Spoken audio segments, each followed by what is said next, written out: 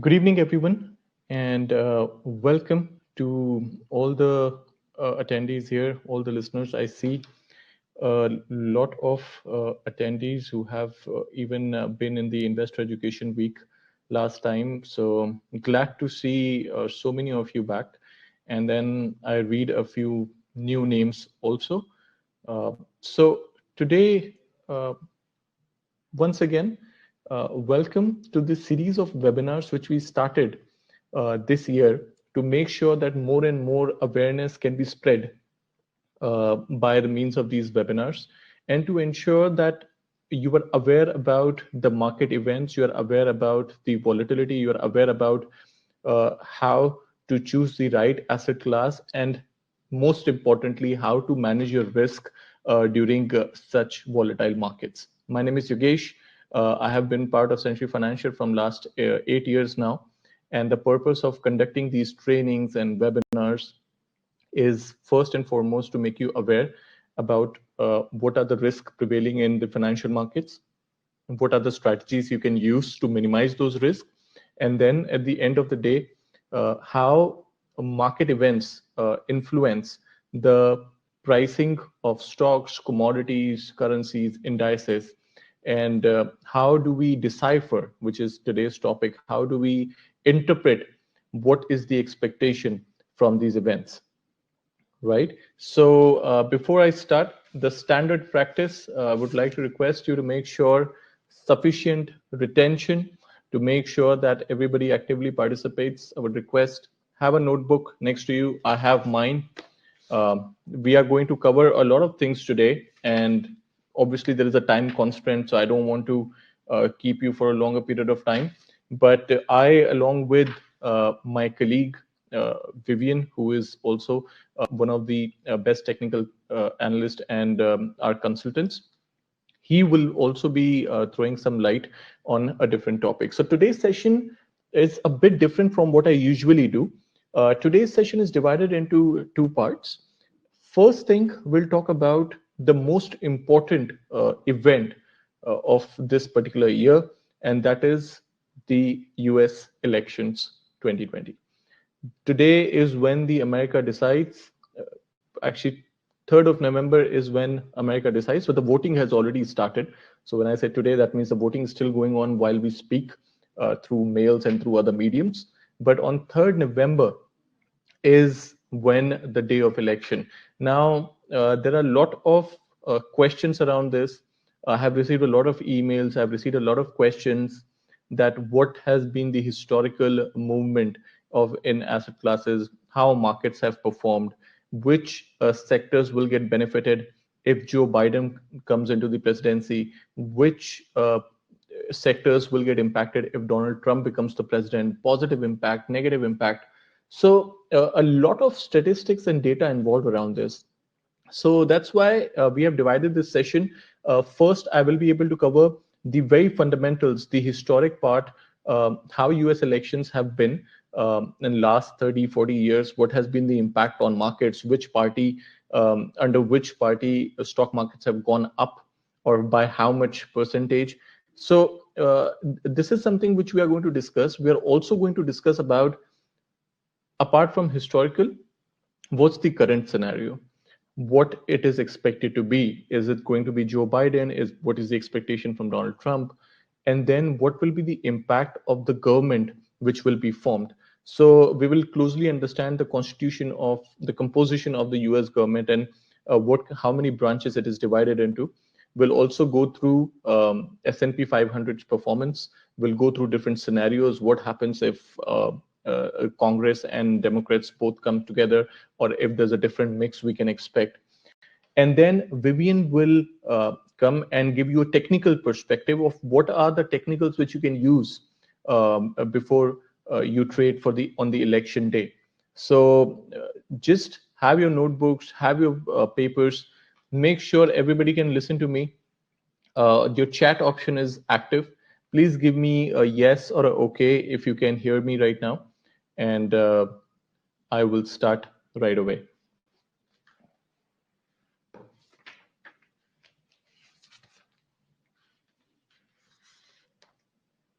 I'll make sure that I'll have this habit of keep writing while I speak. So I have my notebook. Please give me a yes or a okay if you can hear me properly. Okay, great. I see more and more attendees joining in. So once a lot of attendees are here, what we can do is I can give a small poll, and we'll do a couple of votes and see what people over here uh, would think about who's going to be the next president. So without further delay, please also remember this, what I'm going to discuss with you right now. We also have a live real-time platform open.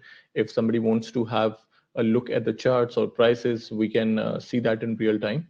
So whatever strategies or whatever discussion we are going to have today, the sectors which could be crucial during this presidency or during these election years, please understand that each and every research over here, there are different sources. There's Bloomberg, there's Reuters, Morningstar, different sources from where we get the information. And there's a possibility that things might completely change as what we discussed today. So please understand the risk behind this. This is not a recommendation or advice which I'm going to give you today about trades. This is simply an information and update and the evaluation of historical performance of how markets have performed previously. On the basis of that, what is the expectation? Please, none of these points and information should be taken as suggestions. Markets have a lot of risk and a lot of volatility. So you really have to consult with your experts and consultants before you take any trade or before you invest into any other asset class, right? Now, beginning with the very first part, a lot of people uh, are informed about the US election process, but then there are a lot of people who are not really aware of how US election works. Uh, it is not one of those democratic ideas where people vote from. So there are two candidates, obviously, at the end, and if people vote in majority for one candidate, he wins, another loses. It's not like that. It's a process which starts at least an year ago before the actual election happens. There is national convention, there are primaries, there are caucuses, there are presidential debates, there are democrat conventions, and then comes to general election. While the general election happens, there are two candidates. Mostly, it's one Democrat and one Republican, and there are vice presidential candidates also which are standing. So this time, for example, Joe Biden and Kamala Harris are Democrats, while Republican Donald Trump and Mike Pence are running for presidency and vice presidency subsequently. More importantly, what you need to know about US election, it's not the majority which makes one person winner among the individual. It is a defined electoral which decides the winner. That means, as you can see, this is the election of 2016. So this is the red, as you see, this is the result of 2016 when Donald Trump won against Hillary Clinton. The red, this is the map of United States of America, and all these are states, and each states have different electorals. So what we normally understand, that there are electoral votes which go state by state. So both the candidates, like for example, in 2016, Hillary Clinton and Donald Trump, both candidates, they compete to win electoral college votes. And how the electoral process works, note this down if you have your notebook, and please keep asking me any questions if you have over the chat. I'll try to answer it while I speak. The electoral process, it involves the candidates winning the majority of votes state by state instead of an individual. So for example, the first red which you see with 38, it is Texas, right? And then there is Oklahoma, there is Arizona. So there are different states which we see. Every state which you see and the number which is written in that state, this is the number of electoral votes which comes from that state. So whichever candidate wins the highest number of votes in that particular state is awarded all these states electoral college votes. This means, to sum up, the voters decide the state level contest rather than the national one. And that's why it is possible that a candidate can win most votes nationally, like Hillary Clinton did in 2016, but it can still be defeated by the Electoral College, right? So that's the important thing. Now, each state has a certain number of Electoral College votes. You can see over here, there are different states, and every state has a certain amount of vote: 38, 7, 6, 10, 20. Now, the ones which are marked with red is what Donald Trump won. The one which are marked with blue is what Hillary Clinton won. You'll be surprised to know that the maximum number of votes nationwide were received by Hillary Clinton. But when you see state-wise, the majority of votes, every state, most of the states, the bigger states, which with the larger electorals, were won by Donald Trump. So 304 for Trump and 227 for Clinton, and that was the reason why Hillary Clinton lost. So that's how US election electoral works. It's not about a bunch of individuals voting and giving majority to one person, right? It is more about the state electorals. So from Texas, if voting happened, Texas has 38 electoral votes. And if Donald Trump won with majority in Texas, then he gets all the 38 votes from Texas, or 38 electoral college votes from Texas. Like this, the total of 538 such electorals are up for grabs. So the winner is the candidate that wins at least 270 or more, right? Please keep asking questions. This is the very basic of how the electorals work. So that's when you need to know that maybe Trump might win a couple of smaller states, but if bigger states like Texas or California or Nevada, if it goes to Joe Biden, then he might end up winning the presidential election. So that is something which we need to understand about the process of US elections, right? Now, next thing, I hope this is clear. Please keep giving me okay, or it's clear, or anything. Just so I want you to be more interactive over this chat. Keep writing, keep saying things, good, bad, not to worry, because we used to do a lot of seminars before. There used to be a lot of questions, but due to this pandemic, we have uh, stopped doing seminars. But then we want to be more interactive on webinars. So please keep writing questions. If you have any questions, do ask. Now, is it really about Biden and Trump? Is it just depends on these two people, the election? Are these the main people? So it is definitely a big wedding, but then it's not just the Biden and Trump who are going to share the spotlight, or who are be under the spotlight. So the way US Constitution works, there are three branches of US government. Okay. Now, one is legislative, another is executive, and then there is judiciary.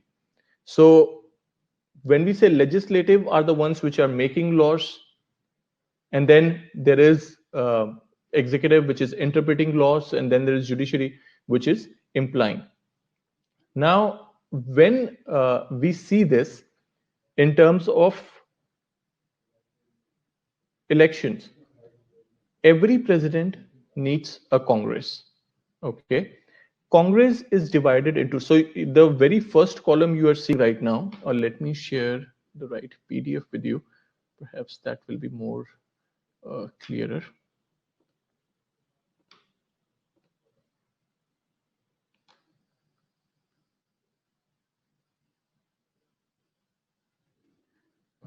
Here. Yeah. So when you see over here, there are three branches of government, US government, and every president needs a Congress. So the middle one, which you see, is the White House. Okay. That's where the president gets elected. So whosoever is the president is in the White House. On the left side, you see the first one, which is Congress, which says legislative, the ones which make the laws. Okay. Congress is divided into two parts. Okay, somebody just said the previous screen was clear. Okay, let me go back.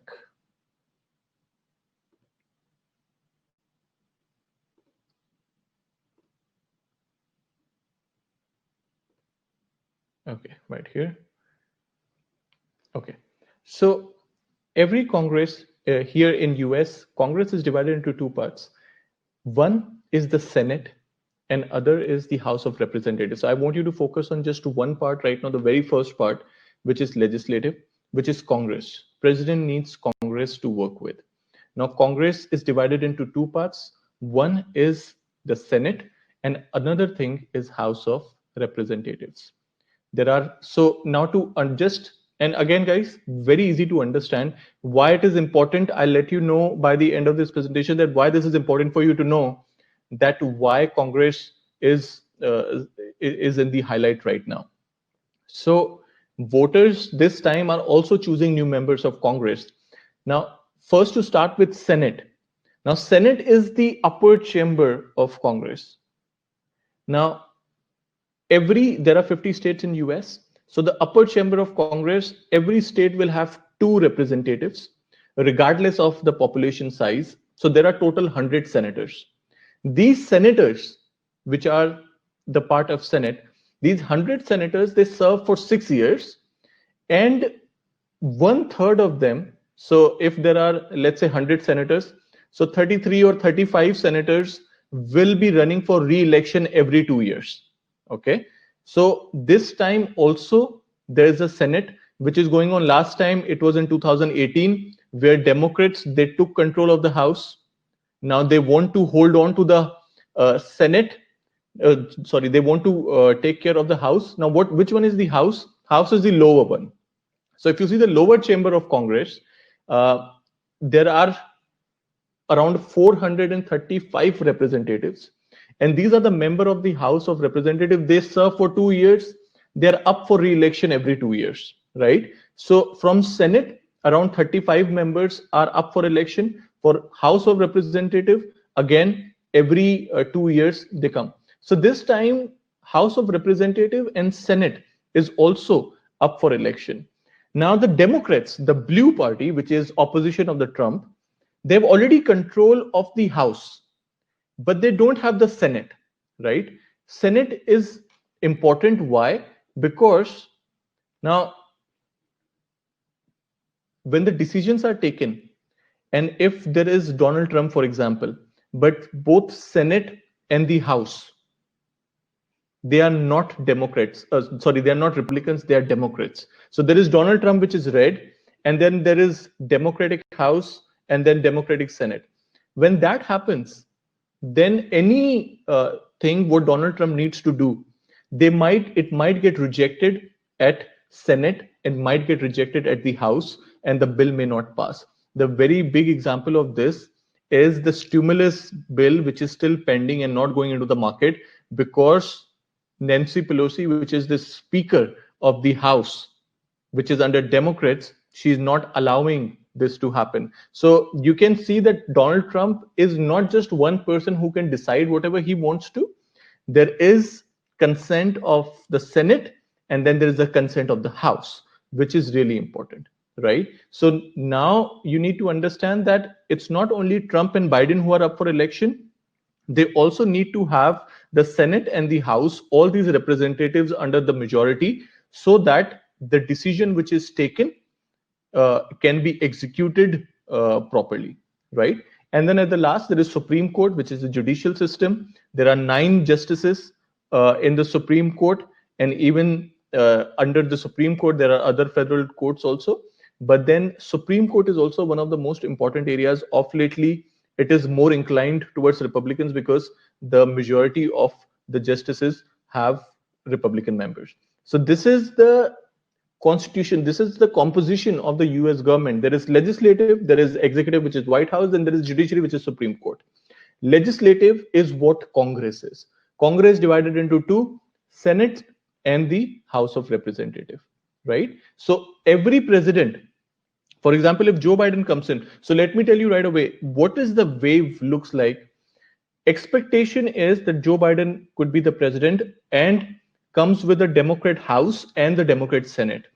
That is what the expectation is. So a complete Democrat sweep, which will precisely bring a lot of whichever strategy he has, whichever plan he has, he will not have to face too much of issues because the House and the Senate, both belong to the same party, right? However, if Donald Trump comes in, currently the Senate is Republican and the House is Democrat. So when Donald Trump is here right now, he wants to go ahead with the stimulus bill. The Senate is ready, but the House is not. So that's how the decisions might get impacted, right? I hope this whole composition of the US government is clear to you. By the end, you will know that why I have to explain this to you, because the election scenarios depend a lot on who will be the president, who will what will be the Democrat House, will be a Democrat, what will be the condition of the House, will it be a Democrat House or a Republican House, will it there be a Democrat Senate or a Republican Senate, and that is important, right?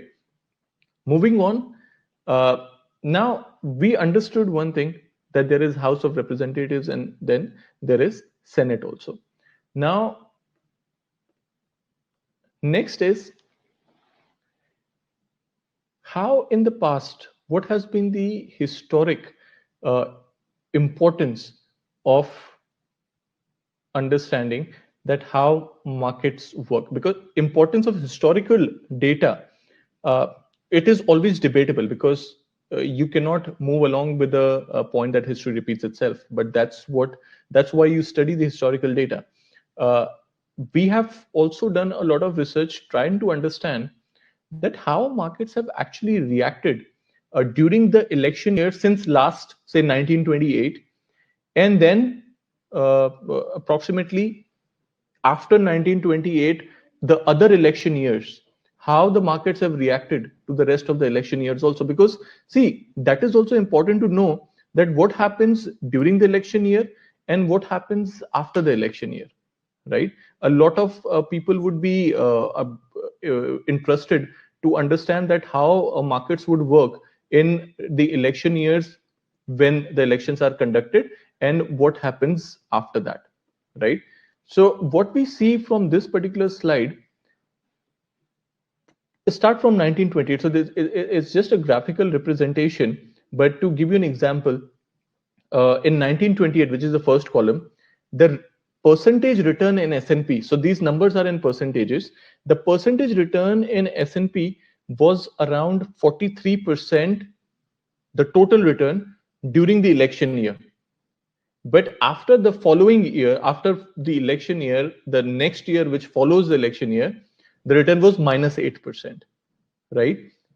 Uh, if you look at that chart, the graph, and if you calculate an average, what I want to tell you is, on an average basis, the movement in S&P geometrically, if you find out the average, the movement in S&P has been during the election year, it's been around 9 to 10% average, which I am looking at 1928 to 2016, and following election year around 7%. So markets have gone up during the election year on an average, if we compare from 1928 till 2016, and even after the year of the election, it has gone positive.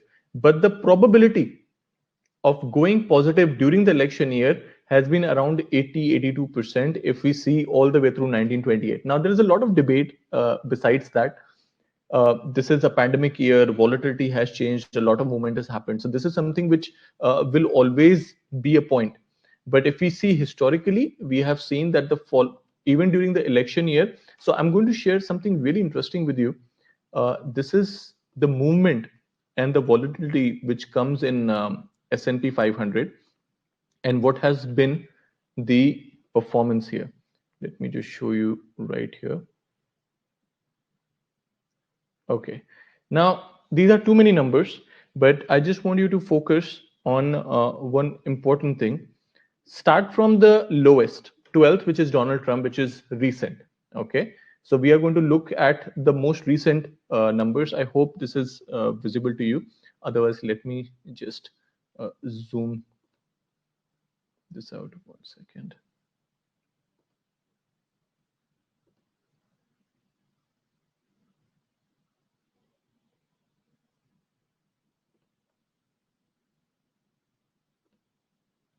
Yeah, right here.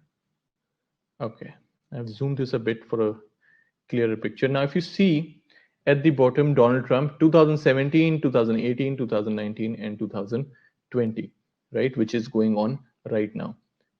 So the area of focus, the first column after all these years, it says average annualized volatility, the first term. Okay, first term means the entire term of 4 years. This combined 4 years, the average volatility in S&P was around 17%. What more important you need to know? So volatility means the rate at which it fluctuates. The first year, how S&P has moved, the returns of S&P post the election during the first term, it's been around 18% for Donald Trump. But now, if you go in the beginning, where you see Eisenhower and John F. Kennedy and Lyndon Johnson, same third column, I want you to see, during John F. Kennedy, the first year S&P return post-election, guys, post-election was 24%. For Johnson, it was 12%. Richard Nixon, minus 11%. Gerald Ford, 28%. So there have been negative, positive, negative, positive. But if you see here, first term S&P total return, the total return, and then second term S&P total return. First term entire, when the 4 year finishes, during the, so you saw that first year post-election return for Donald Trump is 18%.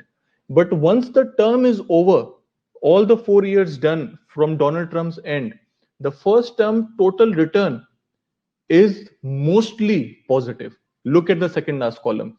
So you might see in the first year the market's going down. This is the most important part which I wanted to show you. The first term S&P return since 1957, if you see, from Eisenhower till Donald Trump, the returns have been positive by the end of the first term, which proved now also till 2020, the markets have been 46% positive at the beginning where markets were and right now where the market is, except George Bush Jr.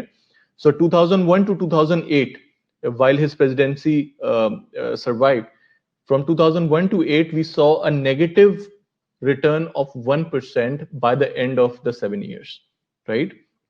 Chances of the first term going positive is higher, while the second term S&P total return, we have seen minus 47, then 55% positive, 67% positive, 18% negative, then 50% positive during Barack Obama, even the second term.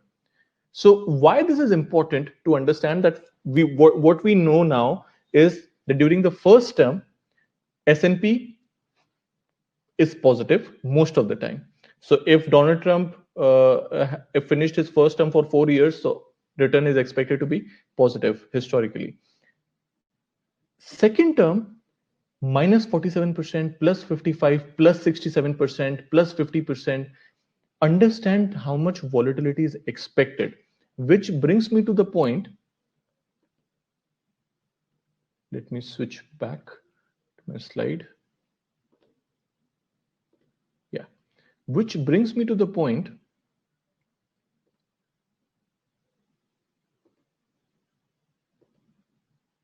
Okay. So what has happened is you stay invested. When you stay invested, you see overall markets continue to generate returns. One more important thing which we have seen, let me just show you the slide here. Yeah, this was the one which I was looking for.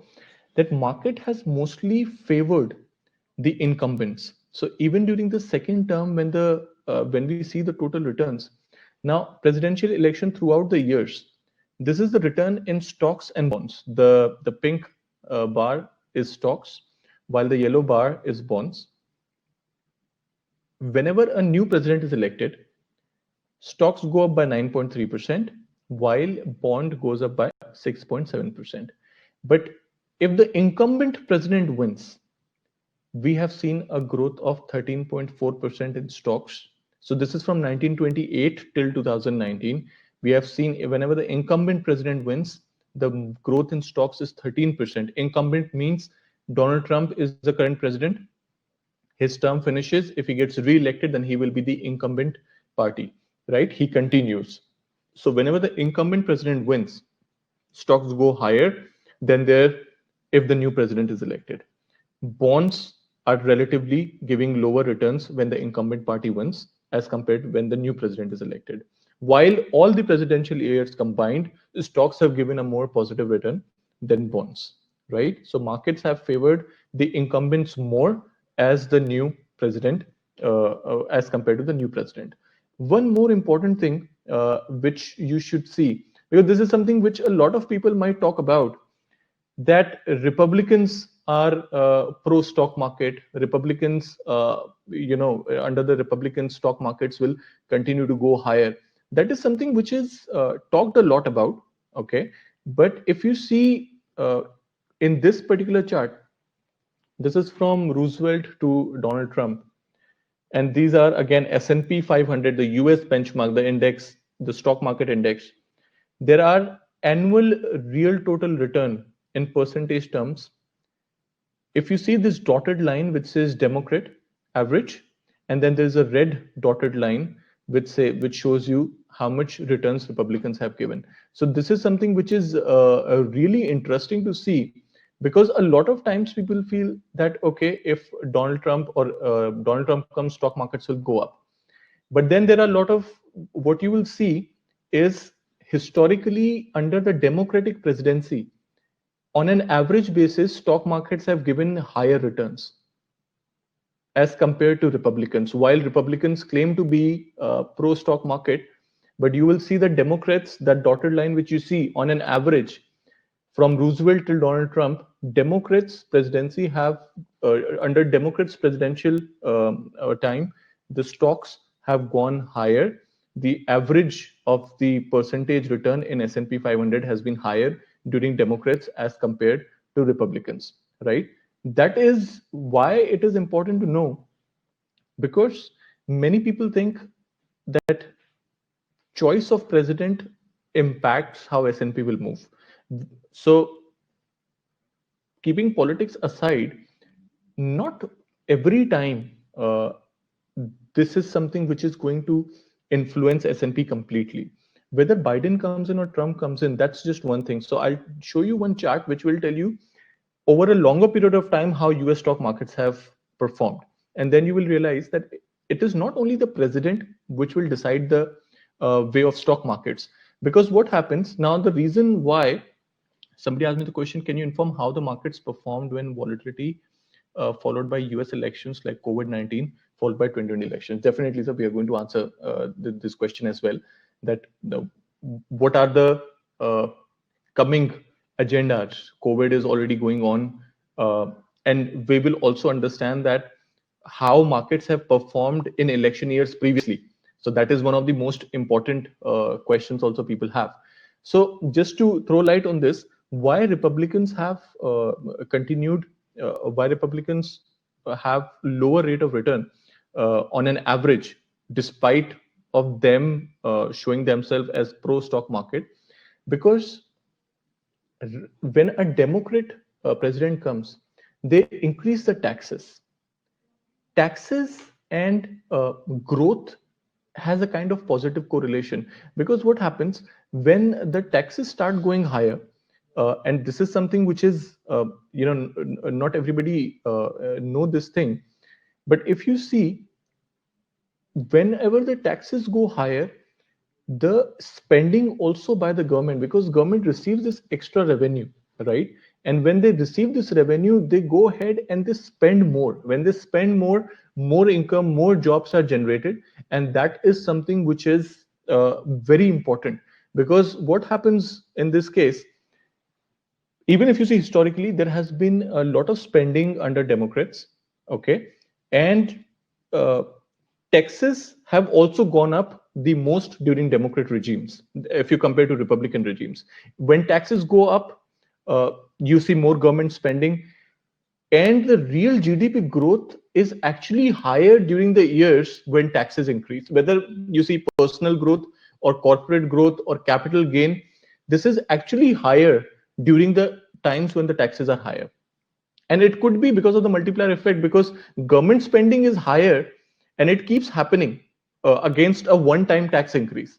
So this is something, and it becomes easier for the administration to raise taxes when the growth is this strong, right? So Democrats have been historically increasing taxes, and they have increased spending. So that's why an overall development has been seen, and we have seen even stocks performing on an average at a higher pace. So this is something which is going to give you a clear mindset that it's not necessary that Republicans are always going to be pro stock market. That is just an ideology, but it is the major economic impact which decides where the markets will move, and it's not entirely political.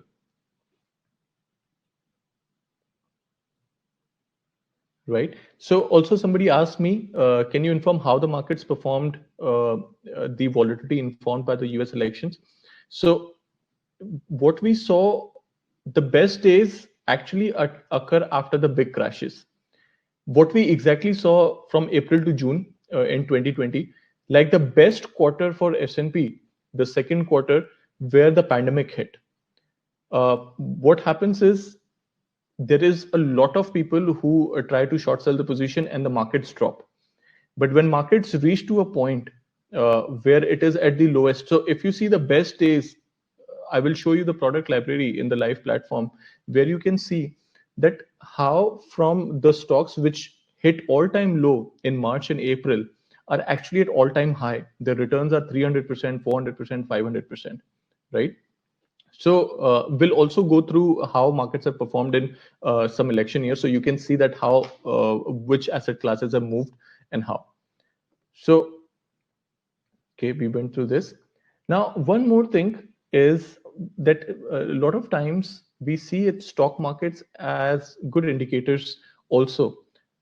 And this is again, it's historical data. It's not something which, it's not a hard fact. But what I can show you in the statistics here, just look at the very first column of this is the movement of S&P. Okay, movement. So the pink bar which you see, when the stock market, when S&P has shown positive returns 6 months before the election, the incumbent party, the current party, has won. And when they have shown lower return or negative returns, we have seen the incumbent party actually losing. So if you see 3 months before the election, even 1 month before the election, if the S&P has shown positive return, the incumbent party has won. Now that is one thing. So if you see, to explain you more about this chart, a lot of time we talk about S&P 500 as the US stock market index, right? Now, it is not the economy. If you see stock market does not represent the economy. Economy is different, stocks are different, but in the last 100 years, every president who averted a recession during this period was re-elected. Excuse me. Now, stock market performance, if you see this particular chart, that how stock market performance leads up to an election, and it has been a major indicator also of the outcome. If you see 3 months before, so the very first chart, the second column, if you see the performance of S&P in the 3 months before votes are casted, it has predicted 87% of elections since 1928. 100% time since 1984, the 3 month performance of S&P has predicted who is going to win the election, whether the incumbent party, which is in power right now, will win or not. So when returns were positive, incumbent party wins. If the index suffered losses in the 3 month window, then the incumbent party loses, right? So this is something which you can always look. Again, guys, these are historical data and numbers just to show you that how markets have performed during the year, during 3 months before, and how it has impacted the elections of the incumbent party and the opposition.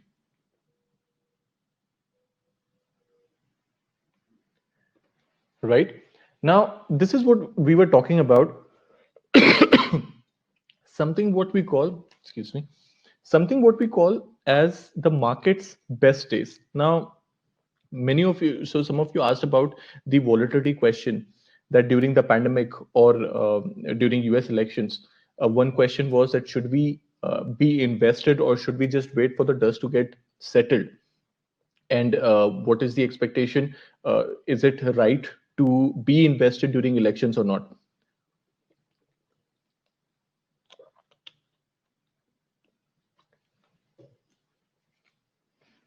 Now, S&P 500. So I'm taking all the example with S&P 500 because it's the US global benchmark.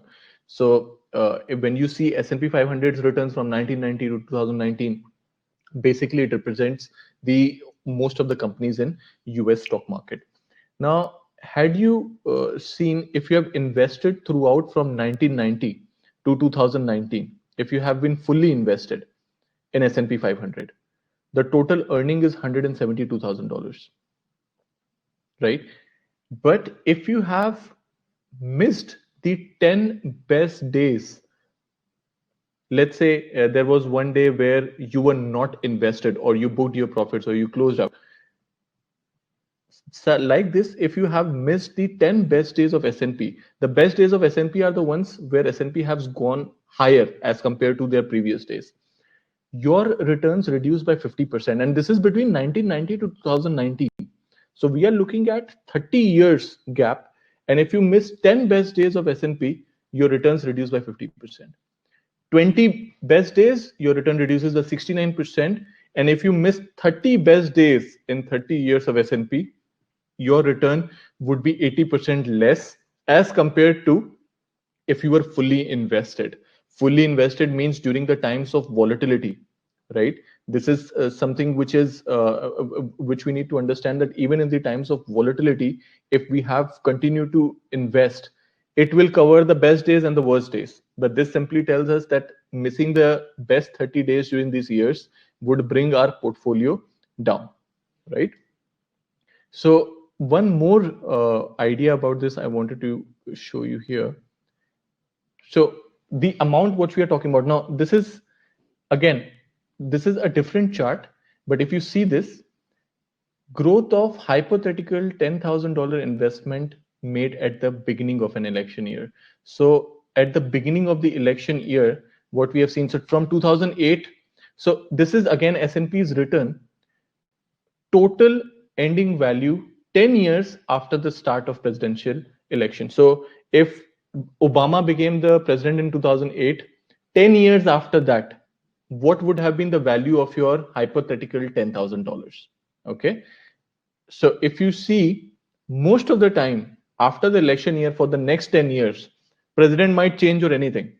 But had you put $10,000 in the beginning of the election year and leave it for the next 10 years, most of the time, if you see, except 2000 to 2009, most of the time your returns are positive, right? If you see 1980 to 89, your $10,000 hypothetically in 10 years will become 50,000. 2000 to 2009, your 10,000 will actually be 9,000, which means negative. Can anybody on the chat tell me what were the major events which occurred between 2000 to 2009? So we can give a rationale to why the $10,000 in 10 years actually came down to 9,000. What happened between 2000 to 2009? You can write in your chat windows. Let's understand this. It's very easy. I'm sure a lot of you are already into this, must have heard a lot about what happened between 2000, 2008, 2001.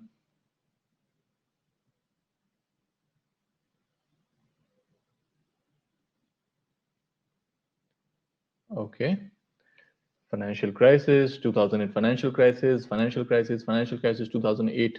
Somebody said dot-com bust, one of the most important ones. So what we understand is there was a dot-com bubble, there was a financial crisis. So if you see, again, you stay invested for 10 years, your 10,000 becomes 9,000. If you see all the other years, and this is from 1936 to 2017, you invest in the beginning of the election year, for the next 10 years, we have seen mostly a value positive except 2000, 2009. This is the importance of staying invested throughout the volatility also, because most of the time some investors, they fear the volatility. You have to understand that volatility could be a very well opportunity also. Pandemic is that's what pandemic taught us. And if you see over the long run, now, regardless of which party has been in office, this is the again growth of your $10,000 from 1933 to 2018. Had you invested $10,000 in 1933 and you held on to S&P 500 till now, you would have made $136 million. Now I understand a lot of you will have worries about inflation, but I'm just saying that the value of $10,000 in 1933 was high, absolutely, but you would be having $136 million now. That's a lot. So even if we understand inflation, uh, what we have to see, irrespective of which party joined office, irrespective of dot-com bubbles and crises and crashes, had you invested over this period of time, look this like a mountain. You will always find pitfalls, but eventually you are the person who is climbing the mountain, right? So understand the importance of staying invested. That is one of the important areas. You learned about the missing out the best days of S&P 500, right? You learned about what happens, how the growth of $10,000 happened when you invested during the election year, and post 10 years after that, the most of the time money has grown, right? And now you see the reason why, because over a longer run, we have seen stock markets trading higher, irrespective of which party has been in office, right? Now, coming to the present part, what we discussed about historic, we discussed about how US election works, we discussed about electoral college, we discussed about um, uh, the composition of the constitution, US Congress, Senate, House, what is the current situation with that. We also discussed about historical market returns. Uh, Democrats, on an average, have given more positive returns because they increase taxes. Increased taxes leads to more spending. More spending leads to higher economic activity and substantially growth. So that's what we understood. We also understood the importance of being invested over the long run during election years and even post-election years. We understood that during the first presidential term of any president. So if Biden comes as a president, the chances of showing positive return in his term will be higher, because we just saw that how first term for all the president collectively has been positive, right? So we have understood we have understood statistics, we have understood how stocks have given most of the time positive returns. We understood the role of S&P 500, a 3-month performance, how almost 100% of the time since 1984 elections, S&P has predicted right. If the 3-month performance is down, incumbent party loses. If it is up, then the incumbent party wins, right? So the importance of S&P and their performance. So now we come to the present. We come, what is the expectation? What are the potential outcomes of this election? Somebody's saying Biden will win or Donald Trump will win. Okay, let me before I start, let me uh, do a quick poll. So I hope many of you do not leave this session and go. Uh, One poll: who is going to be the president next, Joe Biden or Donald Trump? Guys, this is one disclaimer. This is not a presentation on elections.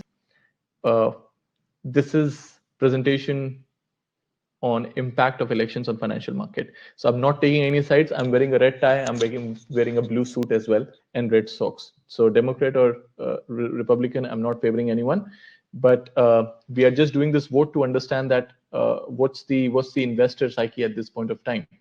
So please vote. All of you who are here right now, I see a lot of people here. Go ahead and vote, and we'll see what people are expecting over here, and then we'll see what is the expectation, what are the potential outcomes which we can see in the near future when the results come out, before Vivian joins us for the technical session. Okay, 5 more seconds before we end the polls. These results are faster than the US election actual results, so I'm going to publish it right away. 5, 4, 3, 2, 1. Okay, poll end. I hope everybody can see the results. 80% of attendees here think Joe Biden is going to win the vote and be the US president. 20% of you think Donald Trump. Now, this is something which is not only here, but even in US, there is a increasing amount of polls which are favoring Joe Biden at this point of time. What are the potential outcomes? The potential outcomes is first is status quo, that Donald Trump wins the president, becomes a president, again gets re-elected, but at the same time, he get the Democrat House and the Republican Senate. So Senate is in favor, but the House not, which is the current situation, which is the status quo right now. So this can continue. This is scenario one. Second is full democratic control, a democratic sweep, which the possibility of which happening is also increasing a lot, which means Joe Biden comes as the president. There is already a Democrat House, Democrat Senate also. Okay. Now, a quick fun fact. You would wish that if everything is belongs to the Democrats, the House, the Senate, the presidential, the White House, they would perform better. But ironically, we have seen that Democrats have performed well when there is a Democrat president, but the Senate or the House is different. So there is always somebody to keep a check on them, because a Democrat Senate, a Democrat House, a Democrat president, it's all one, right? But Republicans have performed really well when the Senate and the House belonged to the Republican president itself. So there is one good difference which we saw. Last, one more possibility which can happen, that Joe Biden gets elected as a president, the House is a Democrat House, but the Senate remains Republican. Now, what will be the impact of these? And these three are the most potential outcomes. There is a very lowest possibility of a Republican president and a Republican House and a Republican Senate. So I've not included that. Okay. More chances of a Democrat sweep or a split government or a status quo. Now, what will be the impact? Now, there comes the last segment before Vivian comes in. What will be the impact on taxes, on wage, on policies, if the status quo is mentioned? Now, status quo means if Trump comes in, Republican Senate is already there, but Democratic House. Corporate taxes may not be reversed. There might be further tax cuts because the Senate still belongs to the Republican, and if Donald Trump becomes a president, tax cuts will not be reversed. The Republicans are pro tax cut, and there might be more corporate taxes which might cut down. Please note, corporate tax cuts were the main reason that why we saw stock markets going higher at the first place. Personal taxes struggle to cut taxes further. There might be a bit of a struggle. Minimum wage might be a very marginal increase. So let me tell you, Democrats are pro wage increase. So that also impacts the profitability of a company. But Republicans on the other side, if Donald Trump or the status quo is maintained, the wage increase may not happen, or a very marginal increase can happen. Fiscal policy, lowest pandemic stimulus, traditional infrastructure spending of about $500 billion. This is if status quo is maintained. About these four things. Few other areas like healthcare, Trump has clearly shown disagreements on Obamacare. So he expects to lower the drug prices, repeal Obamacare completely. From a regulation point of view, there is going to be continued deregulation, antitrust measures against big tech.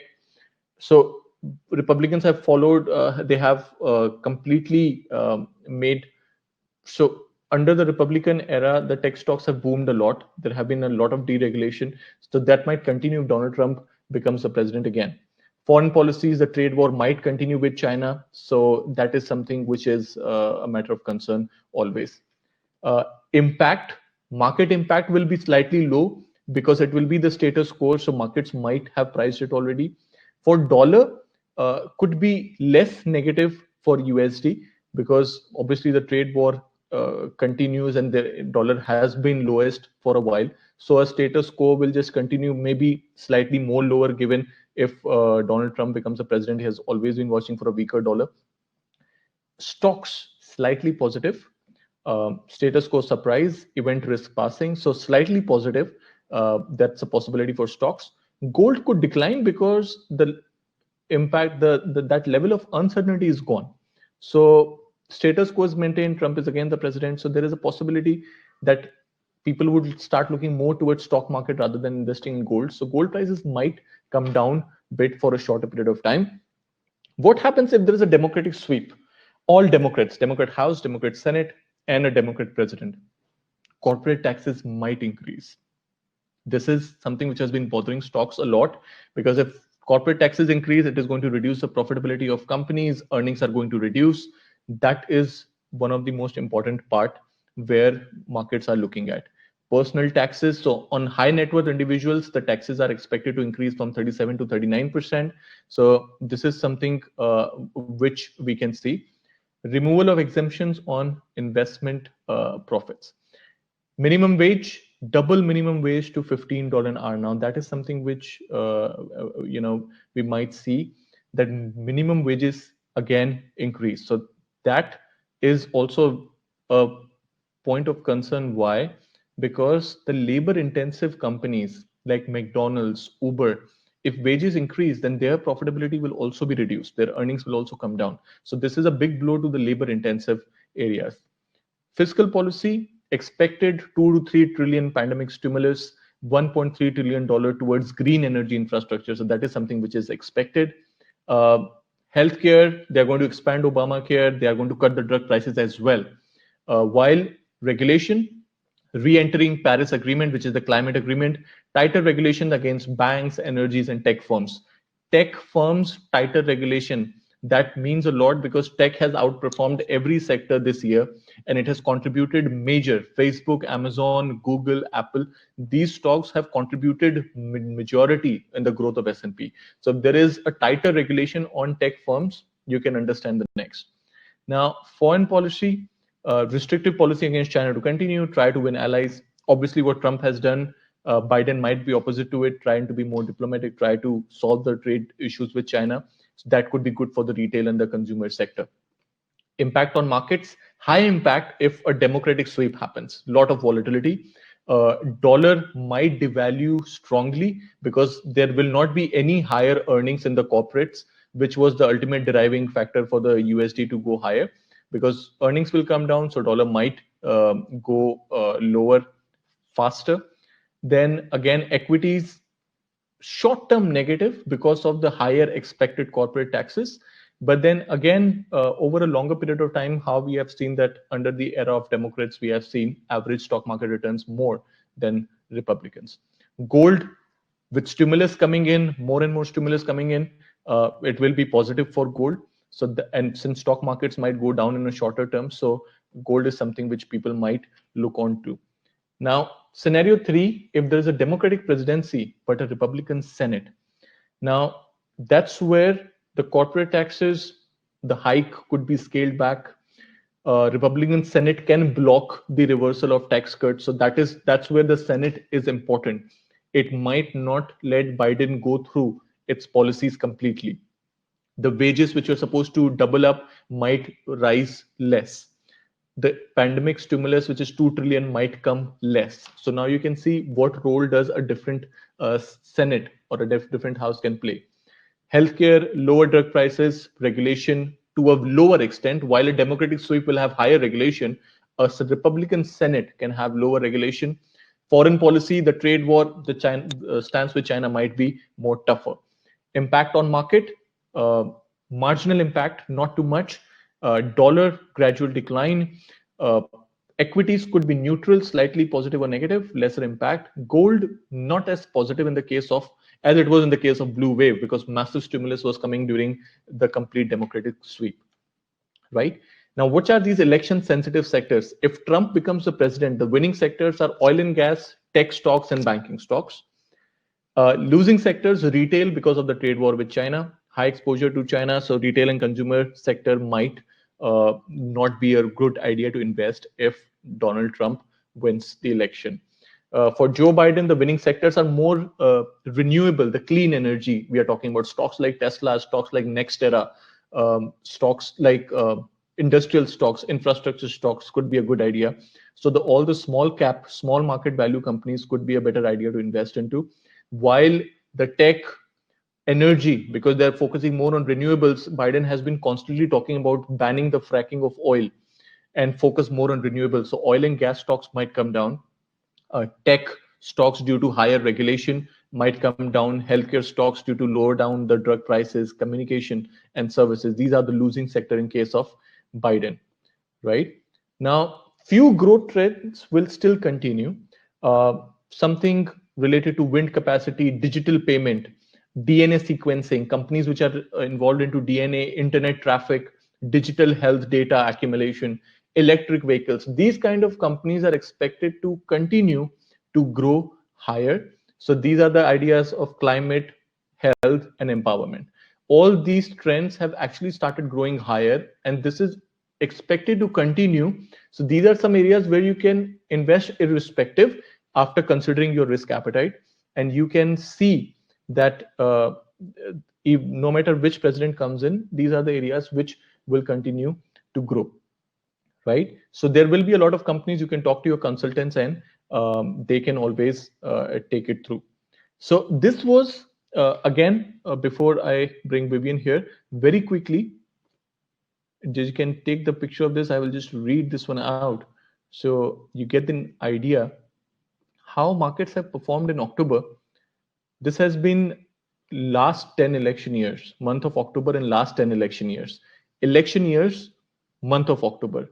If you see, dollar index has given an average return of 2% positive, while volatility index, VIX, read more about volatility index and reach out our RMs and consultants to know how to trade into volatility index, because volatility index has shown positive percentage return of 22% every time in October in last 10 election years. So that is something which you can look into. While S&P, Nasdaq, small cap, gold, they have all shown negative returns.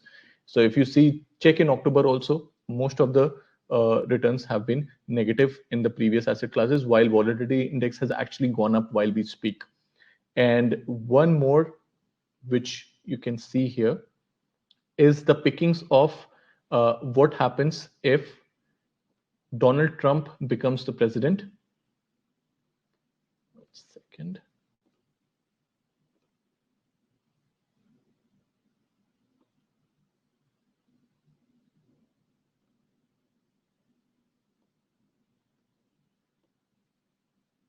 Yeah. So if the red wave comes in, the area of defense, banking, tech, avoiding sectors are definitely retail sector. So if you can see, Lockheed Martin, Raytheon Technology, these are defensive stocks. These are defense stocks, arms and ammunitions. Banking stocks like Bank of America, JP Morgan, tech stocks like Apple, Amazon, Microsoft, then motor vehicles like GM, construction companies like Deere. So these kind of companies are expected to perform well once the Donald Trump comes into the presidency. And the other, so definitely we have to talk about what happens if Biden comes. Let me share this one. Yeah. So if Biden comes in, we are looking at renewable energy, the companies related to that, infrastructure and healthcare. So Tesla, First Solar, Plug Power, NextEra, United Health, Vulcan Materials, renewable partners. So most of the clean energy companies can get a good kick if Biden comes in as the president, right? So this is something, guys, which is which we are already doing. There is a lot of research which is going on now. Very quickly, I would like to bring Vivian, who's now, what I showed you was fundamental perspective. Vivian is going to show you the technical perspective on the charts. What is the current scenario? Because there is a pandemic already which is going on, and markets have already come down. There is no stimulus. Elections are coming. How the candlestick looks like. Vivian, are you there already? Are you online? Can you hear me? Hi, Vivian. How are you doing? I'm good. How are you? Good, good. Thank you so much for taking our time, Vivian. So Vivian is one of our important technical analysts. He has been a market consultant for more than 8 to 10 years now. His expertise lies in technical charts, understanding the historic trends, applying strategies like Fibonacci's and supports and moving averages and RSIs to determine the market trend. So, Vivian, we have covered the very fundamentals of what we have seen in the markets before. What are the stocks which we can look into? What is a potential outcome? Now, from a technical perspective, the trending perspective, what's happening in the market right now? What are the charts looking? So I would like to you to focus on S&P, gold, Nasdaq, these two three things, uh, dollar, for example, if we can, and quickly show our attendees that how the technical or the charts and what are the technical indicators we can use during the trading on election day. Perfect. Let me just share my screen. Perfectly, Vivian. Go ahead.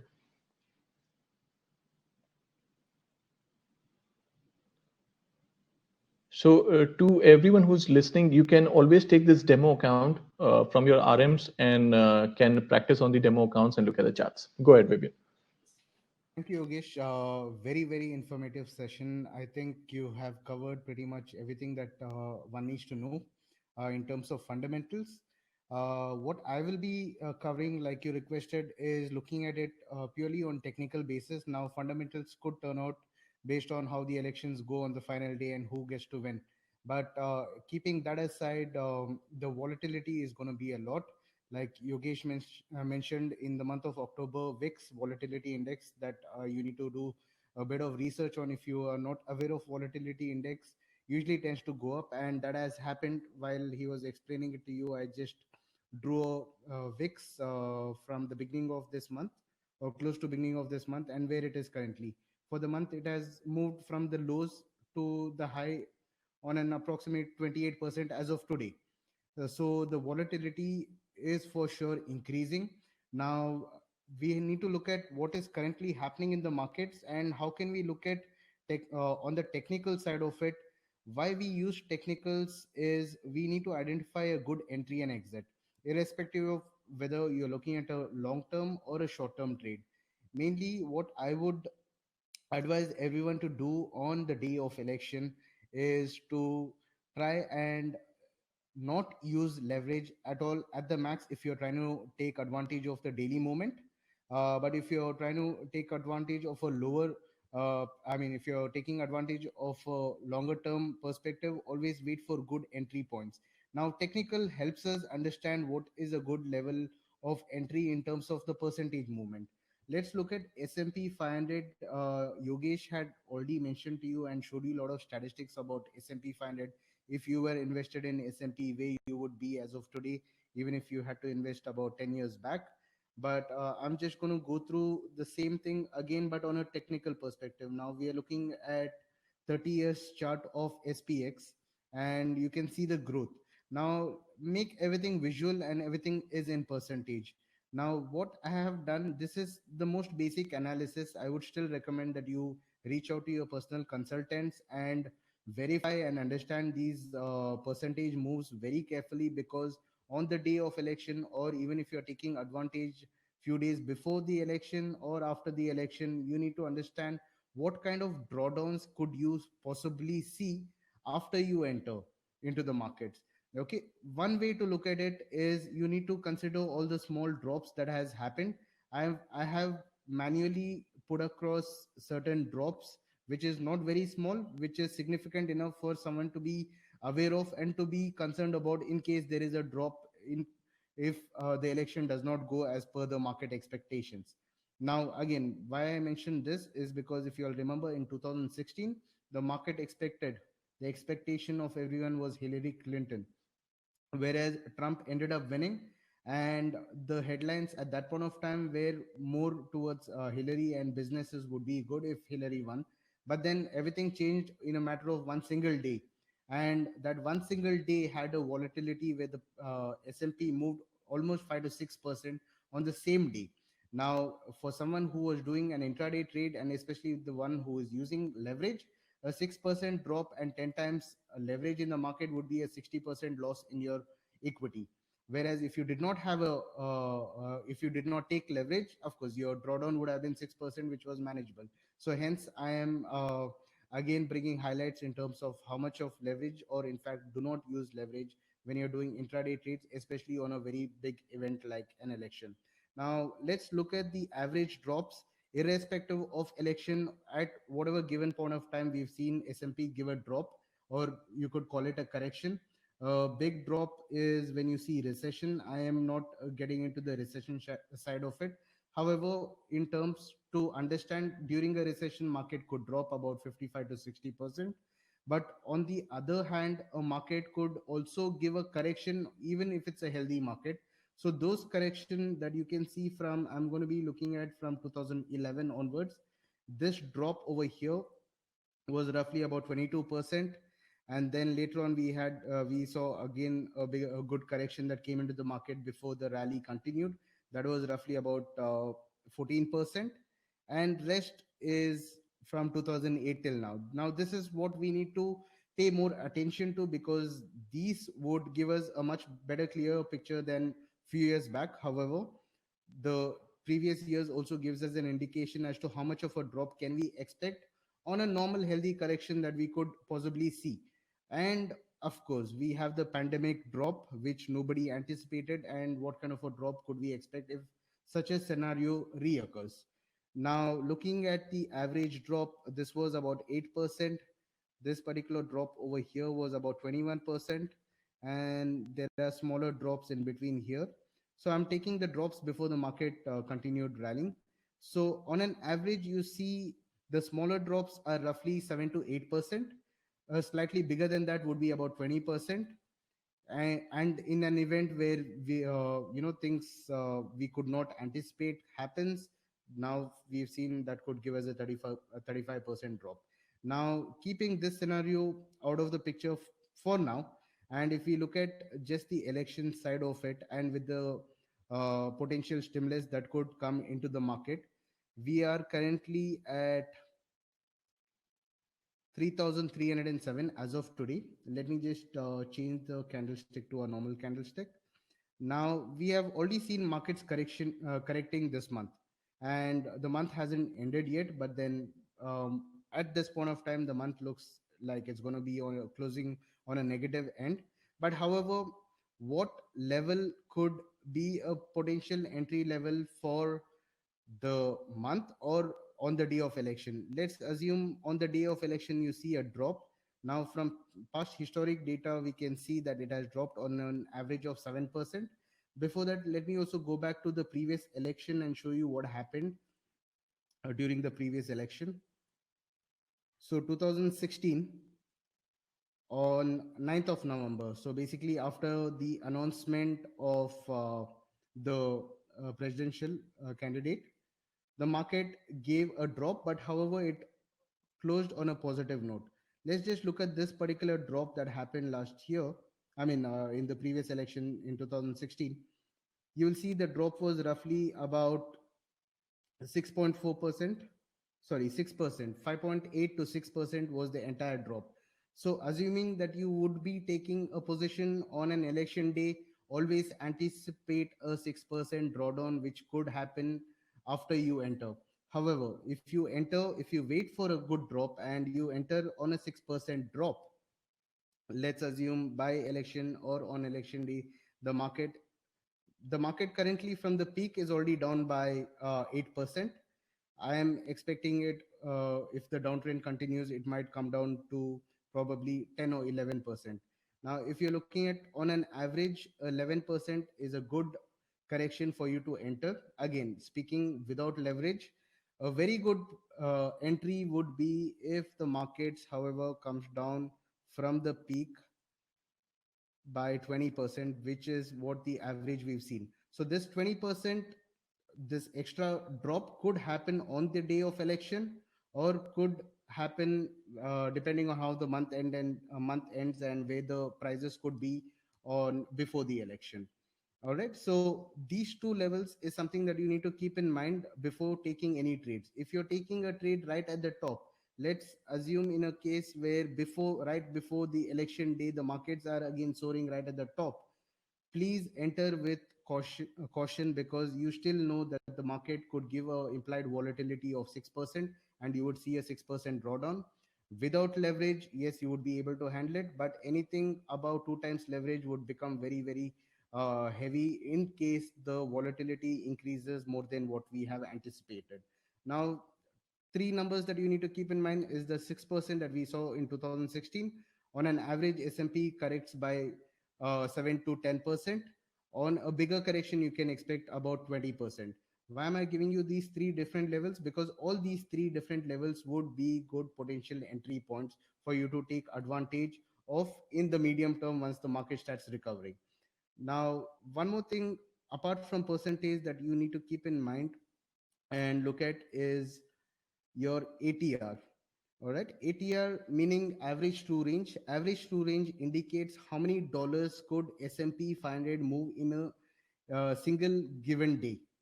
Right now, if somebody is looking at a single given day, or if someone is looking at an intraday entry, ATR always helps you. The ATR is right at the bottom. What ATR represents is the average true range. How many dollars could S&P move in a single day? Right now, it is moving about $62. So if you are taking any trade based on market drops, what I showed you was a longer term drop. Now let's just look at an average drop that has happened from 12th of October till now, which is about 7.5%. Even now, it could be a good potential entry point for a very short term trade. Okay. However, now I know S&P moves about $60. If I'm going to be taking a trade based on the drawdown and a good buying opportunity that we have gotten right now, you use the ATR to determine your stop loss and take profit. And stop loss and take profit is a must during this period of time, especially if there is leverage involved. Let's say someone decides to take about 10 units. Now your ATR makes it very, very clear as to how many dollars can you anticipate in your favor. In a given day, it moves about $62. Let's say I'm looking at a very short term trade, maybe maximum 2 to 3 days. So I can expect a return of maybe 120 points. That's a 2 day move. So on a 10 unit, I would potentially make about $120. Now for the day, SPX is already dropped by 70 points. This gives me a much better entry point for a short term. That means I would take a buy at the low. My average true range is 61. It is lower than that. So hence, it looks like a good buying opportunity. However, I would still keep a stop loss of 60 or 65 points lower in the case of the markets dropping further. All right. So when I look at it on a very short term,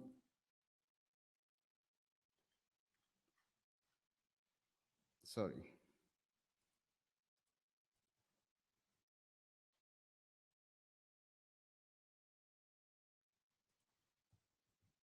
Yeah. So let's make this on a daily chart. Now you have given enough room for a short term trade. So always use ATR to understand the average movement that a particular instrument makes. Sometimes, if the average move is already broken, I would advise always stay out of the market. In fact, get in touch with your consultant immediately to find out what is happening. It could be a fundamental reason, it could be something that has created panic or fear in the market. You could always avoid the trade. But then, if you still want to go ahead and take a trade, please always use ATR. Second thing that you could use on the day of election is your RSI. RSI, very simple to understand. Most of you guys have already used it, but I'll just show how RSI works. Perfect. Now, this is RSI. Let me show it to you on a very short term basis. Okay, 30 minutes chart RSI. RSI basically gives you the oversold and overbought signals. I'm just going to close ATR for now, and let's close the position. Yes. So every time you see RSI, it's an oscillator. Basically, it oscillates between 0 to 100%. So you'll never see RSI making different levels. It's always going to be between 0 to 100%. If you want to get in more depth knowledge about RSI, I would recommend you can do a research and how the calculation is done for it. Since we have limited time, I won't get into it, but I will tell you how you can use RSI. So basically, RSI has two levels between 0 and 100%. There is a 30% mark and there is a 70% mark. Anytime you see RSI go above 70%, you can expect the market has been extremely overbought. So you can anticipate a drop, and vice versa. Every time RSI is below the 30%, which is the orange line over here, below that indicates extremely sold level. How would one trade RSI? Is every time you identify RSI being extremely sold or extremely bought, do not assume that the trend is going to reverse immediately. You always need to wait for 2 to 3 confirmations. My first confirmation is the market on the long run has given a good correction. It's a good potential opportunity to buy. But however, I would use a couple of other indicators before I make a decision. The other one would be my RSI. I'm looking at 30 minutes chart. It is at a oversold region. Best way to trade RSI is once it comes out of the oversold region is where you take a buy. For example, let's assume right now it hasn't come above it, but let's assume in the case it has come out above the orange line.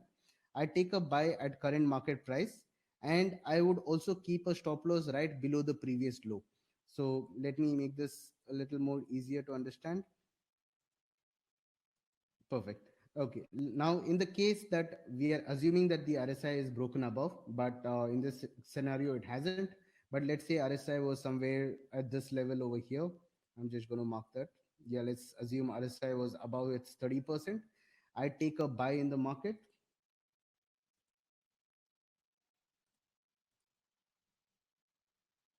Okay, I'll do 10 units again. Stop loss. My stop loss would be below the previous low. All right. And take profit could be on the higher end, or you can always use your average true range to understand in a 30-minute time frame uh, how much of dollars, how many dollars can SPX move. Let me just put ATR so that you get that one as well. So ATR is showing it can move about $12 from the current levels. Yep. So $12 would be, oops, sorry, this is stop loss.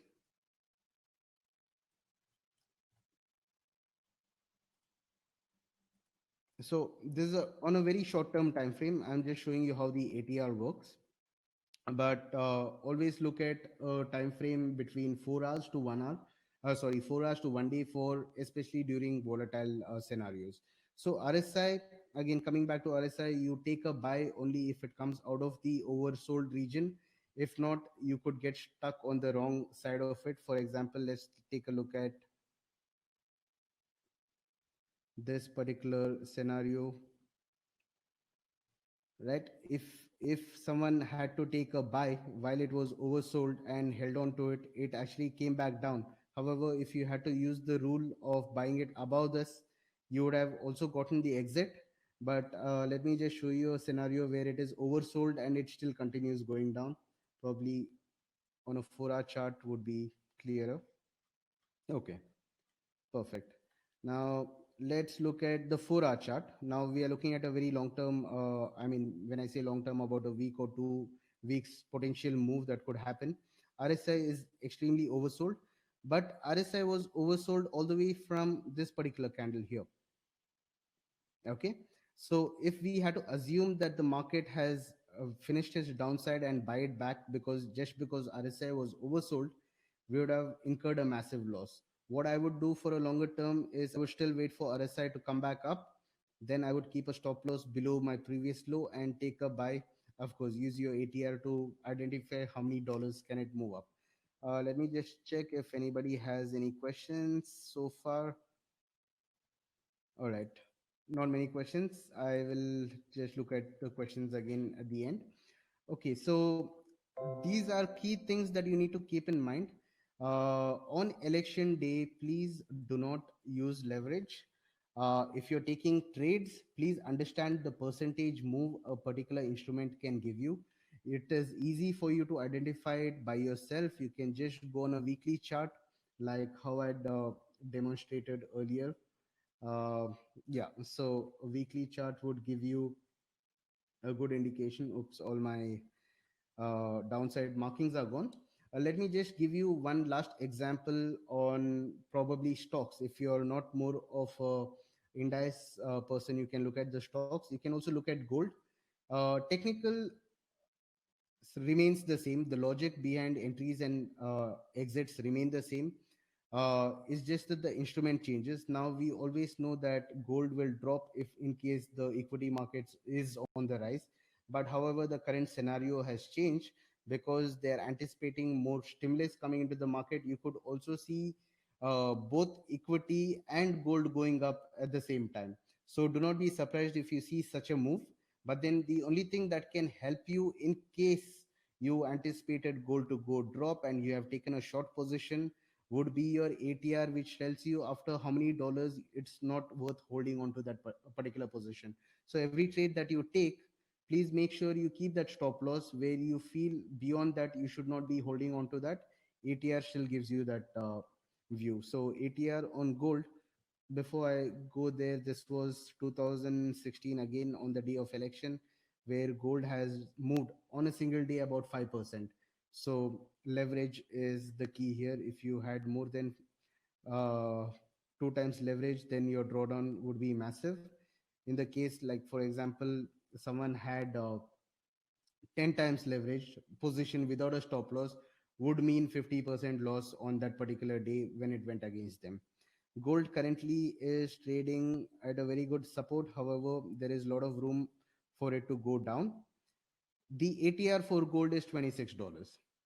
So on a daily chart, you can expect in a daily moment, gold can move $26 irrespective of the direction. So on the day of election, you should be highly cautious because if on a normal day, at least for the last couple of days, gold has been trading on an average of $30, and definitely the in the month of August there was a higher side. It was trading about $45. Let's look at in the month of March, it was trading about $50. Then things slowed down. So you see, whenever there is big event or big drops or big moment, gold volatility increases. So that means in a day you can expect gold to move about $50. So ATR should be on your systems at all times so that you can identify when to enter. And it's always best if you know gold is going to move $26. And if you look at today, it has dropped by $23 already. So for an intraday, it makes sense for you to take a buy, of course, keeping a stop loss because it has already run its full course as per today's average movement. It does not mean gold cannot go down further. It could, but since it has already dropped by $23 and my average movement is 26, and that movement has already happened, I can take a buy at this current level and expect gold to go back $5 or $10 higher, book my profit and exit. Please keep a stop loss and take profit if you're going to be taking such intraday trades. Coming to Apple, one more easiest way to identify irrespective of the fundamentals, if you want to identify a good entry point, always look at the drawdowns of what has happened previously, which I showed you on SPX. I'm doing the similar stuff on Apple. Now you can see Apple. Let me just make this on a trending candlestick so it's easier to see where the trend began. So every time before it gave a upward swing, there was a good correction in the market, right? Now I'm just going to be taking the last few corrections over here. uh, let's just take these two. On an average, Apple has dropped by 35% before it continued swinging back to the upside. Now, currently, Apple looks like it has taken a downturn. And in fact, the results for Apple is going to be coming out this week. If you all have been following the news, last night the earnings for Microsoft came out, and the Microsoft earnings actually beat expectations. So it was, in fact, very good report. However, Microsoft had dropped in the pre-market by 5 to 6%. So a similar scenario could happen to Apple, especially if big tech is under scrutiny. uh, because of the antitrust law. Now let's look at Apple on the similar line. If you have not yet invested in Apple, you can wait for some more time before you enter. Based on the previous drops, we know Apple drops about 35%. Now Apple at the current level is already down by 7%. At any given point of time, this could be any time from today till election, if you see Apple again come down by 35%, it eventually becomes a very good stock to be invested. Fundamentally, we know Apple is a good stock. Of course, they're going to face a lot of headwinds with the antitrust and scrutiny that is going to happen with the big tech. But then, however, big tech in terms of the antitrust law, the companies that gets affected mainly would be Facebook and Google. Apple also, but not to the extreme as Facebook and Google are now. All right. So this is purely without looking at how the fundamentals are doing. You're looking at a good drop for an entry point. This should give you a good sense of level to enter. Instead of always anticipating a move to go in your favor and entering too early, this is an exercise that you should follow on every instrument or every trade that you do. We are looking at a monthly chart, so I'm talking about it on a very investment perspective. If you want to do the same thing, use the same principles, but for intraday it would be on a lower time frame. Probably you can look at a daily time frame. On daily time frame, you do the same exercise to see what are good levels you could take advantage of when there is a drop in the market. For Apple, it pretty much looks like the short term is also almost equivalent to 20% here. This was about 10%. This drop was about 10%. And currently we have seen a drop of again 10%. So for an intraday trader, this would be a very good level for you to enter. However, you keep a stop loss because we're going to be taking a very short term trade. Short term trades always need stop loss. When you're looking at it on a very long term perspective and a long term trade, I would recommend look at it on a monthly chart or a weekly chart and wait for good opportunity to come into the market before you take an entry. One more way not to miss out on entry is you segregate your entries into 4 to 5 different levels. Now, on the short term, we know it is a good buy, but however, Apple could probably drop another 10% from here. So if you have decided to invest, let's say an X amount with Apple, let's say from your portfolio you want to invest about $10,000 into Apple, you could buy $2,500 at the current price, and then you wait for the market to give you a drop of another 10%. Then you buy another $2,500 of Apple, and ultimately we can expect Apple to drop by 35%. So you segregate that, 5 times, 4 times, whatever you're comfortable. Average it, yeah. Yes. So that once it goes back up, you benefit on all levels, and your risk has been eliminated, and you have also not missed out the opportunity, right? So these are few very very basic principles that you can keep in mind if you're trading on the day of election. I would recommend, please get in touch with your advisors, go through each of your positions, go through all the possibilities, all the possible downsides you could potentially see on the day, before the day, during the month, after the month, and accordingly please take any actions as required. Great. Thank you so much, Vivian. Thank you so much for the insights on the technical perspective. So I think we have covered a lot of fundamentals and technicals today.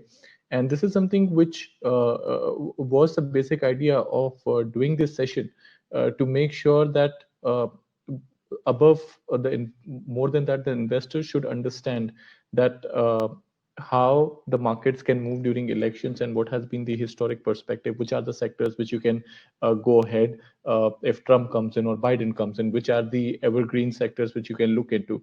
So thank you so much once again. Thank you so much, Vivian, for coming as well and sharing the technical insights over it. However, as I said, please talk to your experts and consultants and make sure that you understand the risk and reward, and then only enter into any investments.